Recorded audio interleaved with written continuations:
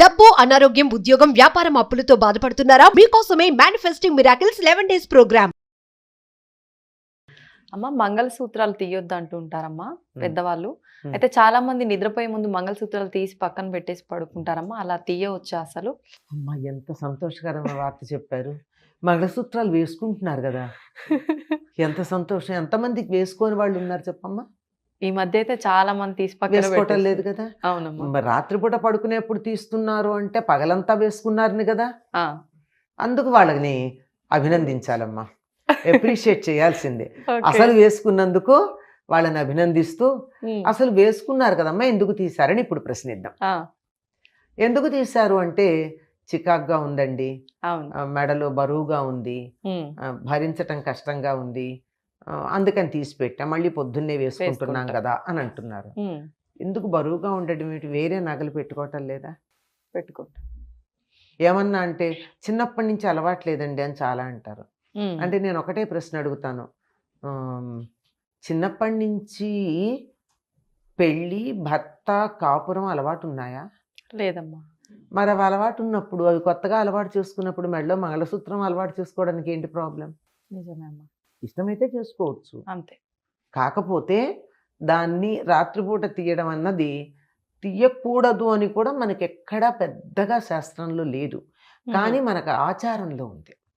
Okay. ఆచారంలో ఏమిటంటే ఎప్పుడన్నా మంగళసూత్రం బంగారం తీసుకున్నా ఉమ్, దాని చివర మనం పసుపు తాడేస్తాం, అన్ని గుచ్చుకుంటాం కదా. అవునమ్మా. ఆ పసుపు తాడు మామూలుగా దారం గనక పెరిగిపోతుంది, ఉమ్, దానికి ఆ పదమే వాడాలి, పెరిగిపోతుందని.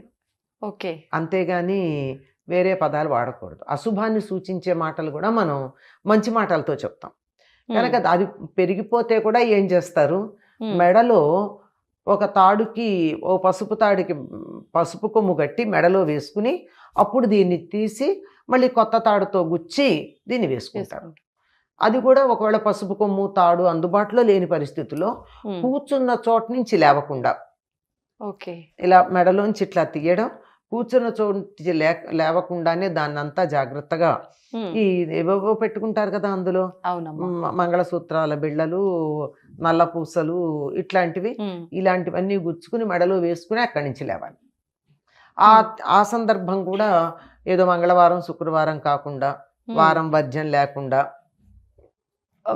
చెడు కానట్టు అనమాట, మంచివి ఓకే. చూసుకుని కూర్చుని చేస్తారు. అట్లాంటిది రోజు తీయడం అన్న దాన్ని మనం ఎలా అర్థం చేసుకోవాలి? దీనికి వెంటనే అలా తీసే ఒకళ్ళు చెప్పిన సమాధానం ఏంటంటే, మీరే కదండి అన్నారు మెడలోంచి తీసి కదలకుండా మళ్ళీ మెడలో లేచే లోపలని. మేము మంచం మీద పడుకున్నప్పుడు తీస్తున్నామండి, మంచం మించి లేస్తూనే వేసుకుంటున్నామండి, ఎక్కడ కదలలేదు కదా మేము, ఏ ఆసనంలో ఎక్కడి నుంచి కూర్చున్నారు అక్కడి నుంచి లేవలేదు కదా అని. ఇలా మనం చేసేటటువంటి పనిని సమర్థించుకోవడానికి ఎన్ని రకాలైన సమాధానాలన్నా చెప్పచ్చమ్మా.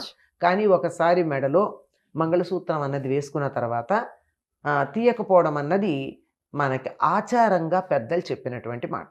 దీనికి చాలామంది ఆడపిల్లలు మాకేనా ఈ నియమాలు, మగవాళ్ళకి లేవా అని ప్రశ్నించేవాళ్ళు ఉన్నారు. నిజమే అమ్మా. మరి మగవాళ్ళకి ఏంటమ్మా పెళ్ళైనట్టు గుర్తేంటి? ఆడపిల్లలకైతే మెడలో మంగళసూత్రం ఉంది, మంగళసూత్రాలు, మగవాళ్ళకి పెళ్ళైనట్టు గుర్తేమిటి అంటే జంధ్యం వేసుకునేటటువంటి వాళ్ళకి పెళ్లికి ముందు, అంటే ఉపనయనం అందరికీ లేదు కదమ్మా, ఉపనయనం అదే ఉపనయనం చేసుకున్నటువంటి వాళ్ళు 3 పోగుల జంధ్యమే ఉంటుంది యజ్ఞోపవీతం. పెళ్లి సమయంలో ఇంకొక 6 పోగులు వేస్తారు. దానికి 6 ఎందుకు వేస్తారో కారణం ఉంది. మొత్తానికి 9 పోగులు ఉంటాయి. 9 పోగుల యజ్ఞోపవీతం ఉందంటే పెళ్ళి అయినట్టు లెక్క. 3 పోగులు ఉంటే ఇంకా పెళ్లి కాలేదు. మన ఆడపిల్లని చూస్తూ ఉంటారు కదా, కాలికి మెట్టెలు ఉన్నాయా, మెడలో మంగళసూత్రం ఉందా లేదా, పెళ్ళయిందని గుర్తుపట్టడానికి అని, అట్లా గుర్తుంటుంది. ఇప్పుడు వాళ్ళకి అది గుర్తు కనపడకుండా ఉండడానికి వాళ్ళు ఉపనయన అర్హత ఉండి యజ్ఞోపవీతం వేసుకునేటటువంటి కుటుంబాల్లో వాళ్ళు కూడా యజ్ఞోపవీతం ధరించట్లా. వాళ్ళు భార్యల్ని మీరు మంగళసూత్రం ధరించమని ఎలా చెప్పగలరు? నిజమే అమ్మా.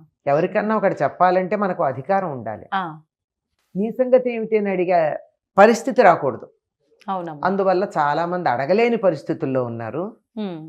అమ్మాయిలు కూడా అడగలేదు కదా పర్వాలేదులే అనుకుంటున్నారు. అయినా నాకు ఇదేం పెద్ద లెక్క, ఇది ఉన్నా లేకపోయినా నేను నా భర్తని తప్ప మరొక పరాయి పురుషుణ్ణి మనసులో కూడా అనుకోను, నేను అలాగే ఉంటాను, ఇది లేకపోతే ఏమి, నా మనసు మంచిగా ఉంది కదా అనేటటువంటి వితండవాదం చేసేవాళ్ళు కూడా ఉన్నారు. అవునమ్మా. సరే వీటన్నిటిని మనం ఏమనలే, ఎవరి వాదం వాళ్ళది. పద్ధతి అయితే మంగళసూత్రం తీయకూడదు, ఓకే. తీయకూడదు. మరి తీస్తున్నారు అంటే ఏం చెప్తాం? దానికి నేను ఒకటే మాట అంటున్నా, పగలన్నా వేసుకుంటున్నారు, సంతోషం అని చెప్తా. ఎందుకంటే అది వేసుకొని పిల్లలు చాలామంది ఉన్నారు కదా.